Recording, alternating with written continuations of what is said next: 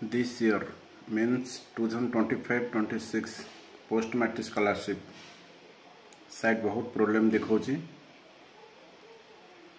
तो साइट जेबेठार बाहरी ही से ओपन होती से प्रोब्लेम देखौची किसी ना किसी केतोळे आधार बैंक सीडिंग ना केतोळे अनएबल टू आधार। तो एमती प्रोब्लेम होची पिला माने व्यस्त होंतनी एश्योर एक्सटेंड हबो कना प्रीवियस ईयर मध्य एम प्रोब्लेम देखला जे कि जनवरी 15 एक्सटेंड हेतला एटा भी मध्य साइड एक्सटेंड हबो व्यस्त होंतनी साइड स्मूथली चलले पिला करिवो नल एमती अप्लाई करले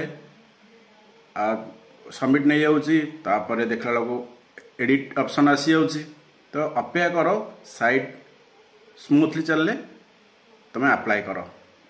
साइट प्रोब्लेम थिला अप्लाई करो ना किसी भी प्रोब्लेम हम कारण अकाउंट आधार बैंक सीडिंग भी न थाई पारे एटा भी प्रोब्लेम देखो जेहेतु साइड प्रोब्लेम अच्छी बोले ही से किसी जना पड़ना मु देखो गोटे अप्लाई करुच्ची तो साइड रो प्रोब्लेम केम देखो